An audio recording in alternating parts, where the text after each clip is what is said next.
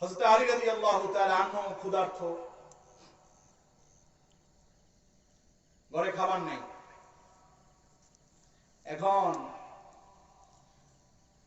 ঘর ছেড়ে অনেক দূরে অবস্থান করতেছে। হাসান হুসাইন গিয়ে বলে, নানা আব্বার তো খবর নাই, ঘরে খাবার নেই, মা অনাহার, আমরা অনাহার।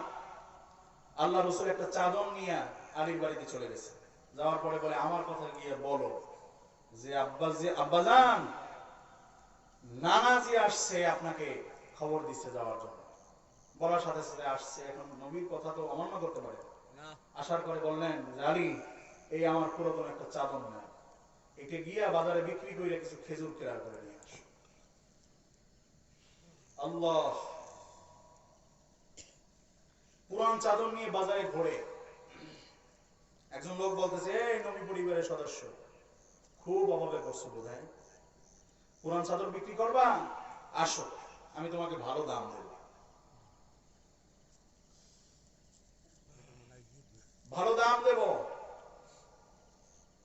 কয় টাকা দিছে? বলে আমার কাছে দাও, আমি তোমাকে 6 টাকা দিব দাম। জোরে বলেন, কয় টাকা? 6 টাকা। পুরান চাদরের দাম 6 টাকা ওই জমানায়। এখন তো 6 লাখের বেশি হলো। ঠিক। 6 টাকা দেওয়ার পরে এখন 6 টাকা নিয়ে খাবারের মার্কেটে যাওয়া লাগবে খেজুর ক্রয় করার জন্য। যাওয়ার পথে একজন ভিক্ষুক বলে, ভাই আমার কিছু দাও, আমি এখানে না খাই হইছি, আমার পেটে কিচ্ছু নেই। আলী বলে, ভাই আমি তো না খাওয়া।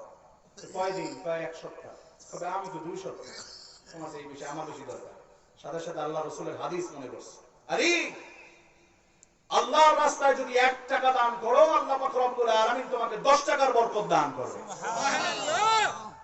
এখন পকেট থেকে টাকা বের করে আর মিটি মিটি হাসে, হ্যাঁ আল্লাহ কেমনে বরকত দেয়, 1 টাকায় 10 টাকা, এটা আমি দেখি। সাহাবা কেরামরা তো আমলের লোভী ছিল, ঠিক না ঠিক? আমরা লোভী। কোন নেতার পাশে যে একটা ছবি তুলে, এই ভাই ভাই আমার একটা ছবি তুলে, একবার দেখছেন এই টলটু মিয়ার লাগে আমার ছবি দেখছেন, উনি আমার ভাই, আমার ভাই ভাই ভাই ভাই, হ্যাঁ ভাই, কি চিন্তা করে, এই লোভী, এরা সম্মানের লোভী। জোরে ঠিক না ঠিক? আর সাহাবায়ে কেরাম ছিল আমলের লোভী। জোরে বলেন ঠিক না ঠিক? এখন কয় দেখমু যে আল্লাহ 6 টাকা ওনারে দান করবো, খালি আমি কি মজা দেখবো, রব 6 টাকা 60 টাকার বরকত দেয় কেন? বুঝলেন কারে কারে চ্যালেঞ্জ দিছে? আল্লাহ। কথা বলে না কারে? আল্লাহ। তুমি কেমনে 6 টাকা 60 টাকা দাও, এটা আমি দেখবো, আল্লাহ রাসূলের হাদিস, তোমার সাথে দেখা যাবে, খেলা দেখবে।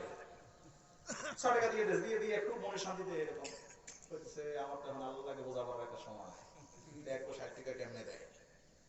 করতে করতে করতে করতে হাঁটতে হাঁটতে গেছে রাস্তার মোড়ে, যাওয়ার পর 2300 একটা ঘোড়া লাল টক টক করে, বলে আলী ঘোড়া কিনবা? হ্যাঁ, তুমি আমত খাওয়ার জায়গা পাও না, পেটে নাই ভাত, আমি কিনবো ঘোড়া।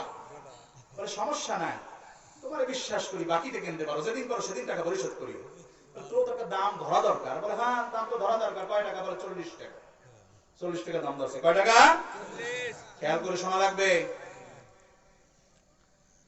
40 টাকা দাম ধরছে। এখন ঘোড়ার পিঠে উঠা আলী রাদিয়াল্লাহু তাআলা আনহুর বাবরি ছিল বড় ঘাড় পর্যন্ত, দাড়ি ভাগ হয়ে দুই পাশে আলাদা হয়ে যেত, সিংহের মতো দেখাইতো, যেন তেন ঘোড়ার পিঠে আলীকে মানাইতো না। ঠিক। ঘোড়া দাপড়াইয়ে যায় আলী, থামাইছে, আলী যাও কই, মনে খুব শান্তিতে আছে, থামো থামো, থামাইছে। ঘোড়াটা তো খুব জবর, ঘোড়াটা বিক্রি করবো? ভাই কি আমি আনছি বাকিতে, তোমার আবার কি বিক্রি করবো? সমস্যা নেই, লাভ দিব কিছু, সমস্যা নেই। হ্যাঁ ঠিক আছে, কয় টাকা দেবা? কেন তুমি বলো, কেন তুমি বলো, কয় টাকা?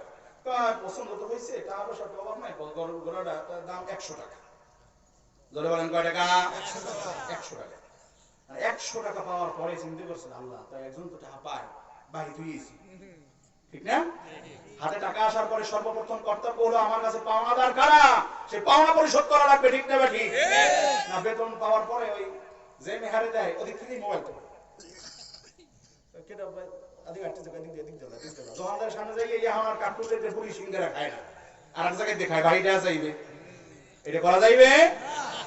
টাকা হাতে আসার পরে সর্বপ্রথম পরিশোধ করা লাগবে আমার পাওনা টাকা। ধরে বলেন ঠিক না ঠিক? এখন আলী রাদিয়াল্লাহু তাআলা চিন্তা করে হাতে টাকা আসছে, বাকি টাকা পরিশোধ করা লাগবে, যাইয়া দৌড়ে গেছে যে ওই বেলার পাই কিনা দেখে বাজারে ঘুরে কয় ভাই টাকা পরিশোধ করতে এত তাড়াতাড়ি? ঘোড়া তো বিক্রি করে দিচ্ছি লাভে। তাই দাম তাই 40 টাকা দিয়ে দিচ্ছি।